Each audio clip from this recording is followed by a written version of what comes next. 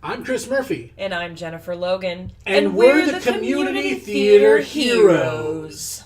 We host a weekly podcast where we interview theater companies, actors, casting directors, playwrights, composers, and other theater artists to give our listeners helpful advice, tips, and insight for their own careers. And life in general, because we believe that live theater has the power to make the world a better place.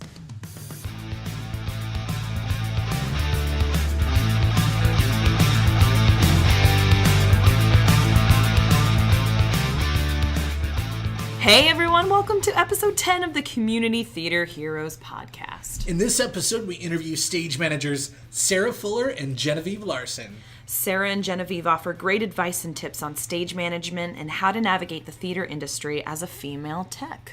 Hope you enjoy this episode.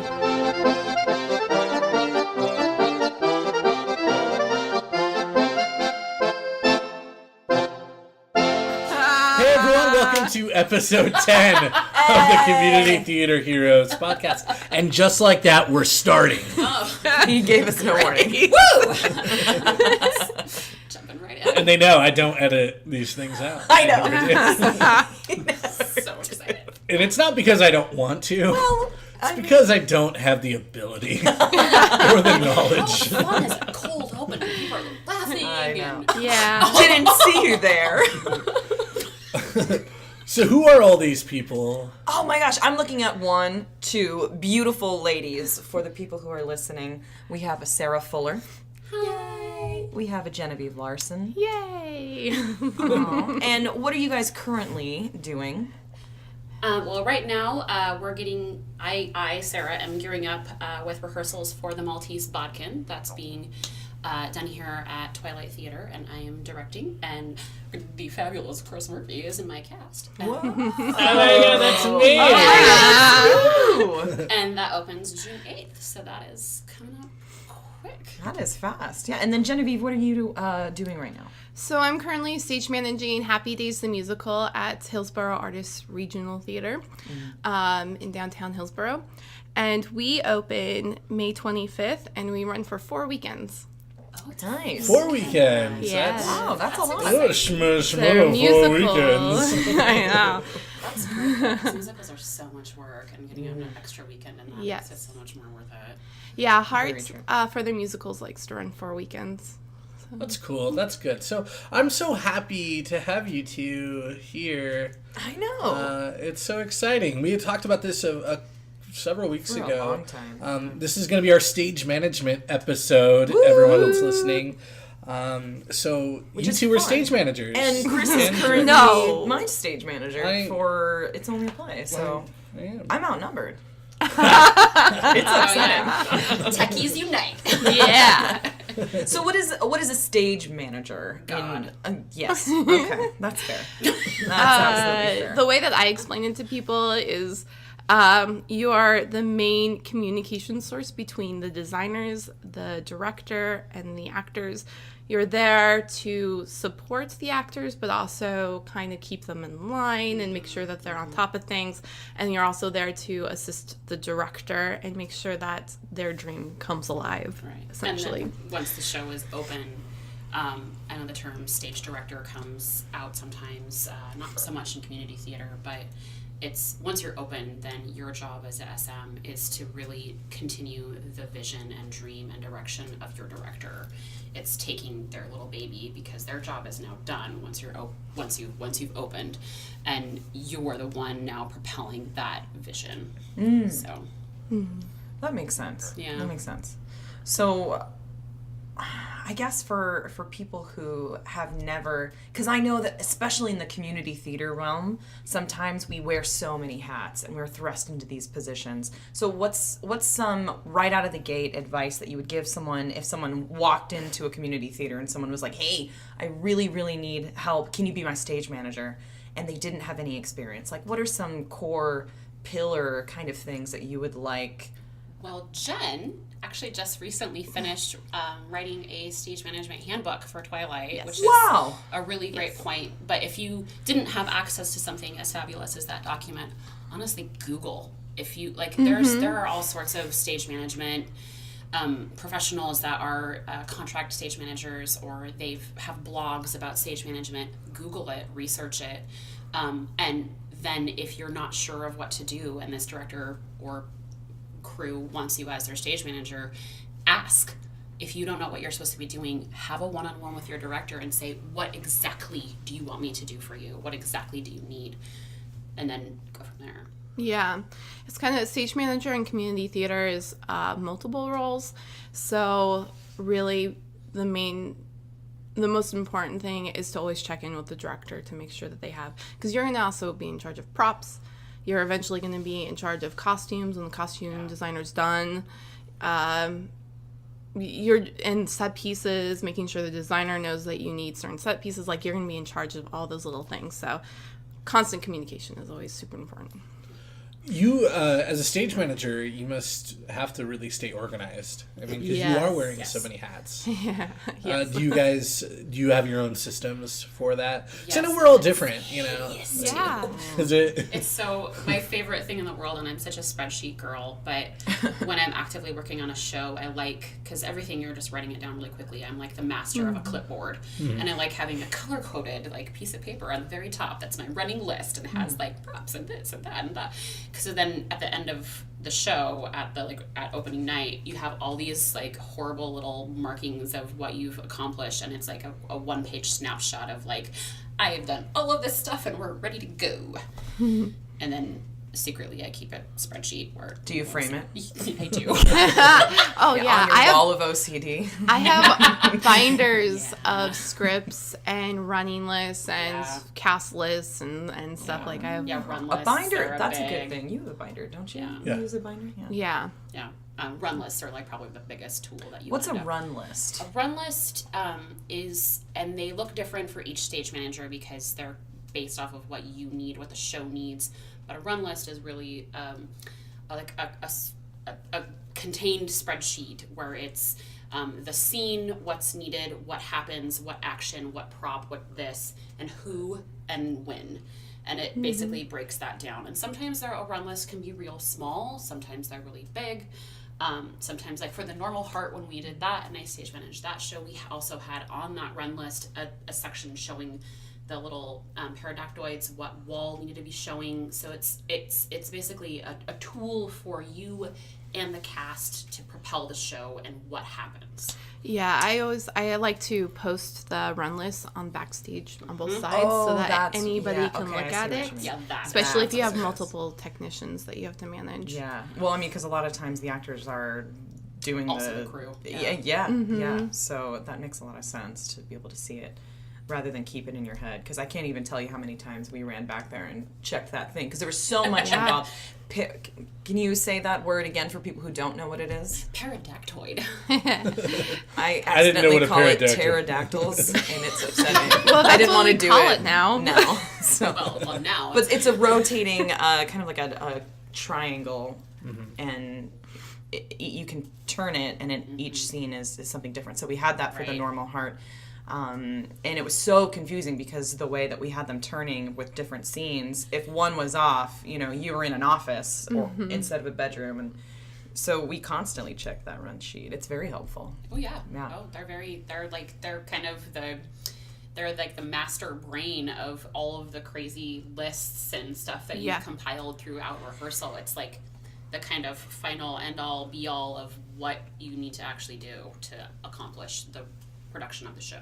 So organization sounds like it's huge. Yes. Like if you aren't that organized, figure out a better system. It's definitely if you like wanna be a stage manager. you have to have like the natural aptitude for organization to be able to do it.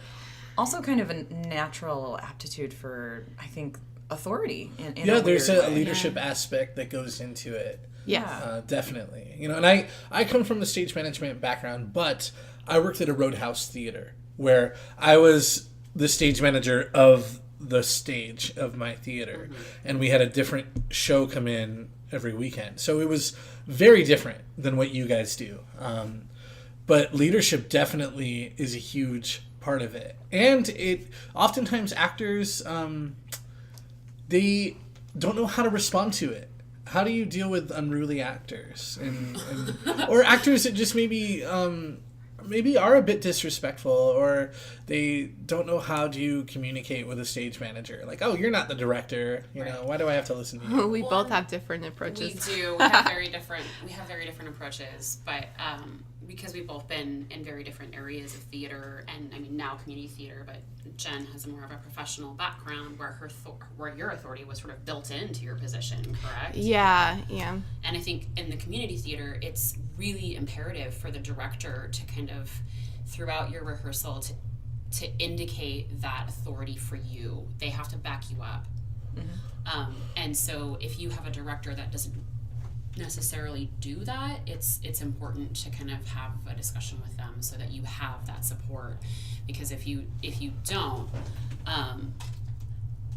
what ends up happening is you kind of either come off really cold, or you come off as bossy or something like that. And, right. And for me, I have a relatively loud voice and a relatively Jen's laughing. And just kind of, I think there's also this this attitude of, no, you will respect me, and that is the end of the story. Mm-hmm. And I have run up against actors where that is a problem. Sounds kind of bad, but I've never run up against a female actor that I've had a problem with that authority with. It's usually the men folk. And I think part of that problem is that we're young. Mm-hmm. We're young women, and I think there's the men folk of a certain age have a hard time responding to that sometimes. Oh, yeah. So why do you think men, especially male actors or men in theater, have trouble responding to women in authority? Well, I think our society in general has a hard time, especially Western society has a hard time responding to women that are in a position of power. I think there's a built-in societal sexism, and for Jen and I, being younger women, there's a built-in societal ageism that, like, a young woman doesn't necessarily know what she's doing, and she, you know, it's an ingrained problem. And I think there are a lot of theaters that are trying to address that, and I think just kind of hitting those problems head on when they happen is it makes little tiny dents here and there, but it's just such a vast problem, I think, in society as a whole. So what have you guys had any specific experiences? We've kind of talked about this off the air, but it's yeah, I've had a director tell me that I didn't have as much experience as he did, which actually had more experience, but to tell him whether he was punishing his cast or not. So that was interesting, because he refused to come to the shows after it opened because he was mad at the theater. So I told him, you're punishing your cast that has worked really hard for you by not showing up. And he's like, you don't have the authority or the experience to tell me something like that.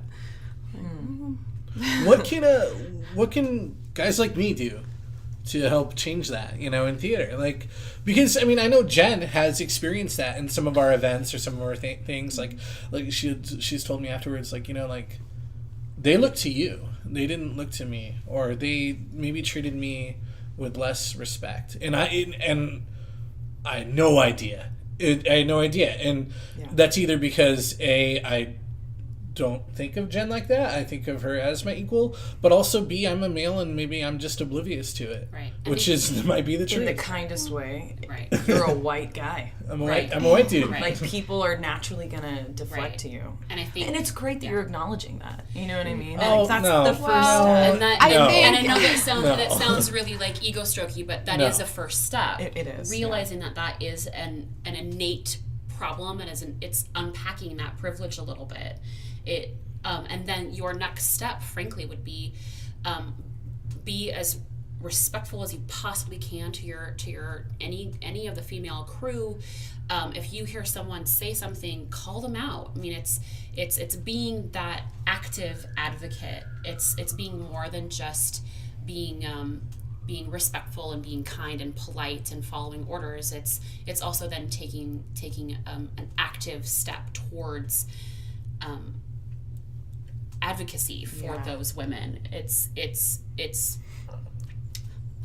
I can't articulate. Well, it's interesting that kind of natural tendency that we have this is something I see in the service industry at least, and it's interesting how it parallels over here.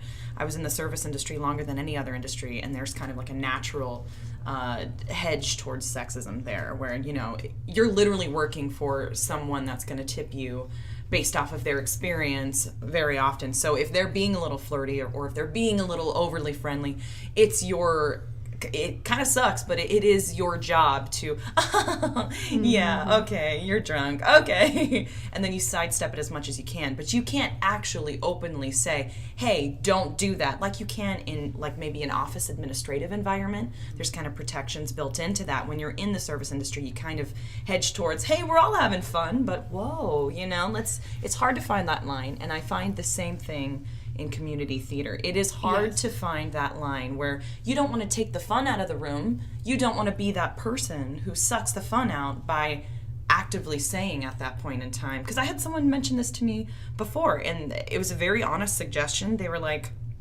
well, if that happens the next time at one of these events that you're at, actively say, hey, it's okay for you guys to look at me too. Or it's okay to ask questions directed towards me too. And the thought of saying that out loud, it was interesting to me how I recoiled from it, because I was like, oh gosh, it'll suck the fun out of the room and I'll be that person, you know? Mm-hmm. But you'll only be that person for a second. And you don't think it'll like change the atmosphere entirely? Because no, I don't think I'm the only one in who's done this. I was like, guys, and kind of. And it's weird for like enforced it 15 for seconds, right? Yeah. Oh, it's super weird for about 15 seconds because it feels. Yeah. Yeah, you know, there's this icky. Because women are sort of trained in our society to be meek and quiet and in the background and whatever, and that is not my personality type in any way, shape, or form. So I have no problem just kind of addressing it really quickly, done, and then you move on. And then there's usually a little bit of awkward for about 10 minutes, and then I'll make a crack joke or someone, I mean, we'll get on, you get on with it. Yeah. But we're professionals. It's funny because the way that I approach it is I'm pretty passive aggressive. And then I get apologies at the end because I'm being passively aggressive to them because they know, like they just know, and because I'm a quieter personality. Yes. But I can be a little icy when people aren't doing what I want them to do. And I was doing a show with Jen recently, and there was an actor in it that all of a sudden copped an attitude with her. Do you remember that? Yeah. Like, and it was so shocking to me because it seemed so unneeded. Was it a male or female actor? It was a male actor. Male. Yeah, but Surprise.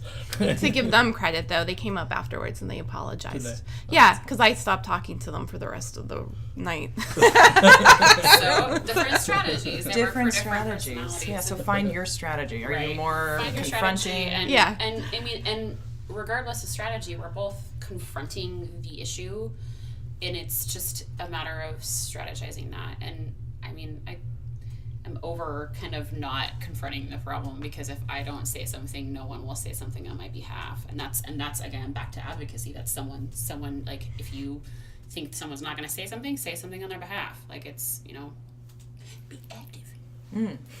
Yeah. So let's get back a little bit towards stage management. What are some of your go-to items? Like, I know Genevieve has her trusty stage management kit that she travels with. Is that where you got the tote from? No, I've had something like that for a while. Every SM has their own little, like, He's got this little like magic box backstage. Anything that I needed, I was like, this is incredible. Yeah, I'm actually working on building a stage manager's kit for Twilight. Yeah, the resident one, right? Yeah, so that any stage manager coming in can have access to that. Is Twilight gonna put that out there, or is this a Twilight specific thing? Because that might be a cool resource. It's a Twilight specific thing. So I'm the resident stage manager at Twilight. So I'm responsible for training new stage managers coming in and giving kind of the spiel of, this is Twilight, this is how we do things, and then also providing material that they may need. And I'm working on getting a stage manager's box put together as one of those materials, as well as the handbook. Wow. So excited Yeah. for the handbook.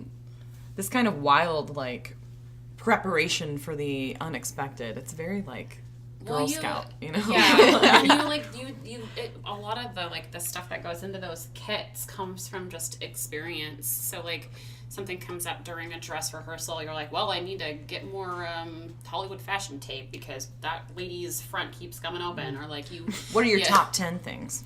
Top 10? You're gonna make them name 10. Okay, let's do it. Bobby pins. Yeah. 1, Bobby pins. Safety pins. Safety pins. Pencils. 2, Pencils. Yeah. 3. 3, Paper clips. 4, Glow tape. 5, Gaff tape. Ooh, 6. Definitely gaff tape. Eye drops. 7. Only in Portland. That's a Portland specific thing.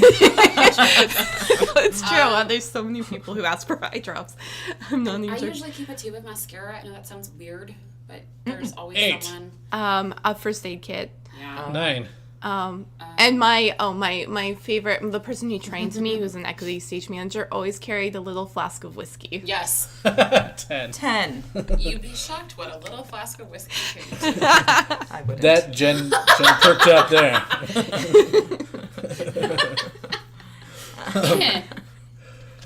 What are some advice you can give to stage managers out there that are having trouble with like a show or or getting people to listen to them or respect them, or maybe they haven't done it I before. recently gave this advice to the last stage manager because she was coming in brand new and she's young, and I was her age when I started, and I still look her age, so I often didn't get this. Good genes. I told her that you just need to be firm in your decisions. Like, don't give them a reason to dismiss whatever. Like, don't give them a little in to breaking what your reason is up. Like, does that make sense? Like, Yeah, basically don't No, give it them an absolutely option does. to not follow yes, the order. exactly. Like, you Like, need to it's just not be optional. firm. Whether you're like firm in your voice or just like, no, we're doing it this way. Like, just be sure of your decisions and go through with them. I like that. I like that a lot. Yeah. What about you, Sarah? Do you have anything? I think my favorite, so I have a very good friend that was the resident stage manager for the Kansas City Ballet, and her advice to me was like, no matter what you're doing, carry a clipboard. Carry that clipboard and you write something prop? down. It's a prop, and it's something to kind of like hide behind a little bit, but like if you just grab something and you write something down, people are like, oh, well, they're writing it down. Interesting. Panic. But honestly, though, if you do have problems with respect or people are questioning you, yes, definitely be very firm about your decisions, like Jen said. But touch base with your director. They should back you up. Mm-hmm. Like, your decisions aren't coming from like because you're a mean person and you want to take all the fun away. They're coming from you trying to accomplish your director's vision, and if they need to back you up and helping them accomplish that, and that's kind of so respect gets layered in with them respecting you. And I like that clipboard there. yeah, That is a great. it works so well. Yeah. Well, especially for young women trying to demand a little bit more authority. That's a great go-to. What about, you're currently a stage manager right now too. So Chris, what's your take on that? What is Some advice just to toss out. to some advice? people. Because you did this professionally too. Well, it was way different the way that I did it. But really, I think the best, because I came from a performing arts center background where like we're doing a Willie Nelson concert the night before, then the next day we're doing Missoula Children's Theater. And so it's really different. But really, I think one of the main jobs of a stage manager is to be aware of everything that's happening at once and what's going to happen. Be able to foresee Absolutely. problems. And it can be tough. It can be really tough if you're scatterbrained or have a lot going on in your personal life. Like, it's been tough this week because, like, okay, we have this podcast, and then we have our read through for Hitchhikers coming up, and I have my own personal rehearsals, and now we're in Tech Week, and so it's tough sometimes to compartmentalize everything, but you need to be able to foresee everything that's happening. Okay, did I give them their 30-minute warning? Okay, now I have to also do this. I have to check properly. You have to see problems before they happen, essentially. But also, I noticed we've talked a lot about the negative things about being a stage manager, like the issues we've had. But so, what are some of your joys about being a stage manager? What are some of the things you love about it? So actually someone told me that they hated this about being a stage manager, where people went up to them and like congratulated them or said thank you so much for your hard work.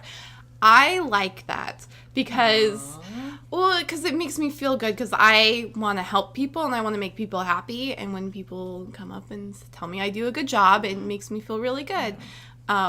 Being recognized for your work is always That's nice. Especially for the crew, too, because I feel like the cast we- gets a lot of that attention. Yeah, cast gets a lot of the attention. and Yeah, the everyone stage walks in manager there. is kind of the unsung hero. Yeah. Yes. Really. The Not real all heroes wear community capes. hero.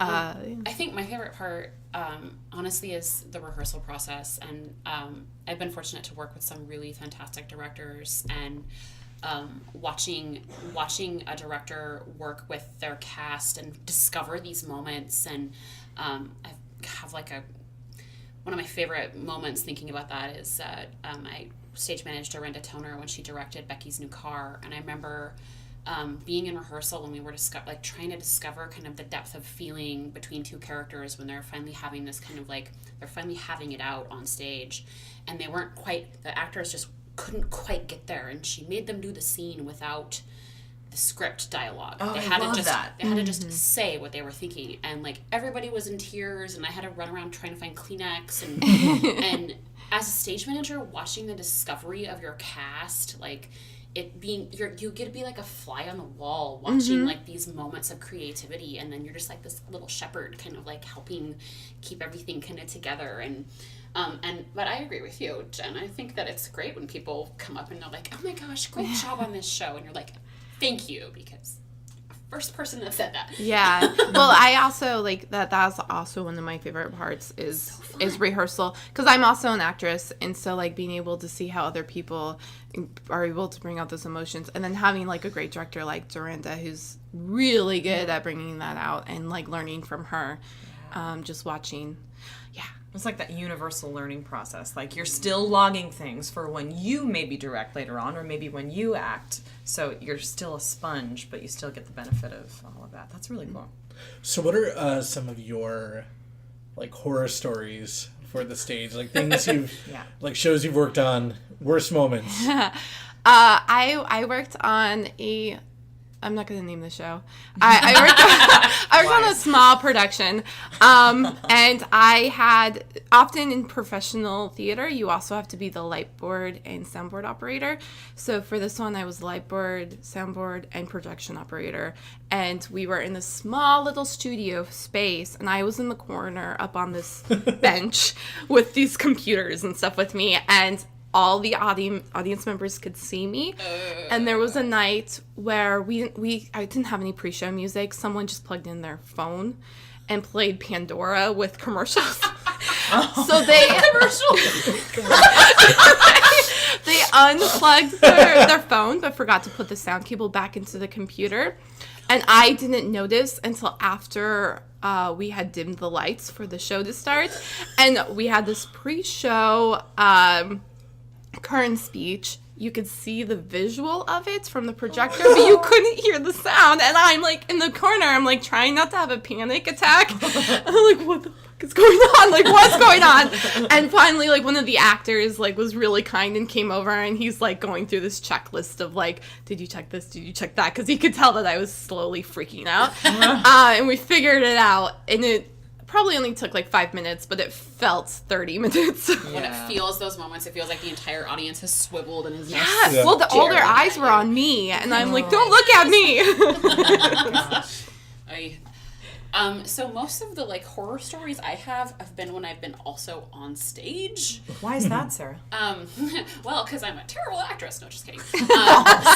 No, I mean because usually when I'm the stage manager of a show, not a lot goes wrong, and that sounds so cocky. Say it louder. I like it. No, like own it. Because I'm a professional. I mean, I've had little things go wrong. Like I've had actors be like slightly late for a cue because their quick change takes a while, and I'm like, we're both madly trying to get a costume on them or something like that in the wing, and like an arm gets stuck. But like, I mean, my horror stories come from I was in a show and many years ago, and had to help my lead actress get in from a full floor length beaded gown into a different dress with a hat and furs and jewelry change and shoe change in about 30 seconds. What? And the dress was a handmade dress, and the zipper blew out right as we were going on stage, and it was like the full from armpit down to like past her bum. And she had to be on stage for like a couple of different musical numbers for that in that dress. And so like I'm right next to her on stage underneath of her fur with like 5 safety pins, like madly trying to pin together her dress on stage. That was real fun. How did that go? It wasn't like pretty, but she was, that she wasn't hanging out. Wow. But yeah, we re-sewed that zipper that night when I came off stage. God. But yeah, that dress was a bane of our existence. But yeah, or we've had like people drop props and they shatter. Oh my God. My mom one time in a show that I was helping with, like back in my childhood, she had a prop gun that she had to aim at someone, and there was supposed to be a struggle for the gun, and it dropped onto the stage and shattered into 1,000 pieces because it was cheap plastic.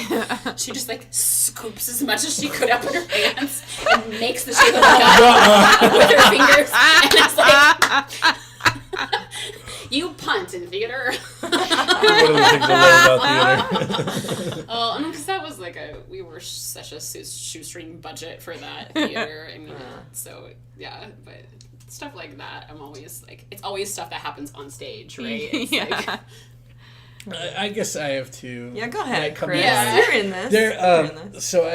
This was do you guys know Gabriel Iglesias? Fluffy, the comedian, What? Fluffy. Oh, yeah. Hispanic comedian.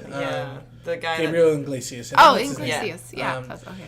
I was doing follow spot for one of his shows. Oh my God. And it was like really hot, and like I had brought water up there, and I just, because it was way above the house, like so you had to like climb up several stairs, a ladder, like get in this follow spot booth, and I remember just turning just for a moment to get some water, and like he had moved out of the spot. And I'm like, oh my God. So I like quickly move the spot. And then he starts messing with me, and he starts running around. Oh, sure. And, he's a big guy, but he was Sprite. And he was just, like, so that was, but then we met after the show, and we, like, it's like, that was me. And we laughed. And really nice guy. And then the other one wasn't so great. I was working, there was a tour of Spamalot coming through our theater, and I was really excited because I loved Spamalot. It's a great show. We had a very large space, but it still was not big enough for Spamalot. Spamalot should not have been in our theater at all. I don't know if you're familiar with the show, but there's so many actors, so many costume changes, and I was lead wardrobe for that show. Oh, you poor and one of the I remember one of the actors just being such a jerk to me, because they have the knights have so many costume changes. Oh yes. So they have like blue trim gloves, and then they have other trim gloves for different scenes, and each knight has a specific color, and I forget which one it was, but we didn't have space in our theater, like backstage. We did, but not enough, because again, this is a huge tour. So I was like, okay, well, the best option is we're going to lay their costumes on these chairs and tables. They'll each have a space, and we all agreed that's the best version, and they were responsible. Like, I haven't worked your tour. I don't know your tour. So put your costumes in order. I will help you with the quick changes. And I had a couple other people. And so one of the actors misplaced one of his gloves, his like blue trimmed like gloves. Precious gloves. And he was like, and I know we shouldn't do this on the podcast, clapping, but he was like, "Where are my gloves?" And getting in my face, and I'm like, God. "I don't know where you put them. Good luck with that." And I walked away, and just the whole thing was a disaster. And I hate Spamalot after that. Like it really ruined Spamalot. So like I'm kind of liking it again. Anyway, You should like. I was have, a liquor like- girl in that show. I have another piece of advice actually going off of that about attitudes. I always tell like stage managers coming in that if an actor gives you a certain type of attitude, just know that they're frustrated with themselves and they're more focused on like trying to get their lines right when they're blocking. That it's not necessarily directed towards you, so just let it roll off your back. That's a very That is great advice. perspective to have. Yeah. So it sounds like the biggest takeaway would be treating the stage managers with just so much more respect than it sounds like you guys have got in the past. Yeah, because actors, I'll admit, I'm an actor first. A lot of actors are very egocentric. How is this affecting me right now? Right. And it's not all about you. Even though you're on stage, it's not all about you. And that's one thing a lot of actors need to learn. And I think a lot of actors also don't entirely realize everything that the stage manager does. I think there's maybe a misperception about what kind of responsibility load that person is carrying for the show sometimes. Yeah. So especially newer actors or people that haven't worked in larger theaters. Well, maybe. even in school, I didn't know what a stage manager was until I started going to Portland State. Like, they didn't teach me what a stage manager was. So there's also a lack of knowledge in that regard. And, yeah. I'm going to put you on the spot again. Okay. This is the last time because I know we're starting to run out of time. But what are 5 things? Calm down. I love it. I'm very numerical. I cut it down. What are 5 things that I can do as an actor to help your job as a stage manager? Listen and respond. So, like, for example, with calls, if I come into your dressing room and say, house in 10 minutes, actually say thank you 10. Thank you, So 10. we know that you've actually heard that Gosh, here. dang it. Yes. It's such a pet peeve. Yes. Respond to emails. Yes. Don't touch anybody else's prop. I don't care what you think you're doing with it. I don't care if there's a speck of dust on it and you're just cleaning it off. Don't touch that prop. It's not yours. No touchy. Okay. No touchy. Move quickly, because when we tell you it's ready, like it's places Sense of urgency. to go. Yeah. Yes. Yeah. Like, get. Yeah, get they'll there. always saunter like, "Oh, it's places." Like no, I'm no, telling you, it's literally, places like, now. Just go, Like, go now. I don't care if your lipstick's not perfect. Go. What else? Oh, I have one. Stop apologizing when you call for line. Yes. Like, stop it. It just slows the process even more. Like, Yes. you know, Just call I it hate and be it. done with it. We know you're gonna call it. You know you're gonna call it. Just call it and go. Like, stop apologizing for yourself. Yeah. And then respect the work of everyone else, including yourself. So just because that built-in layer of respect does so much for the show in general. You have to build up a sense of trust between you and the actors, because the actors will also come to you if they feel unsafe in their environment, and you have to be there to be supportive of them and to Absolutely. convey what they're trying to tell you. And so. Well, thank you guys so Thank much for you. being on the show today. This is We've so really enjoyed it. useful for people. And I'm so excited for Bodkin. I hope I can make it out to Happy Days. When does but- Happy Days open? May 25th. We'll have time. Yeah. Maybe we'll do a cast trip. Yeah. Yeah, deal. All right. Thanks again, guys. Thank you. Thank you.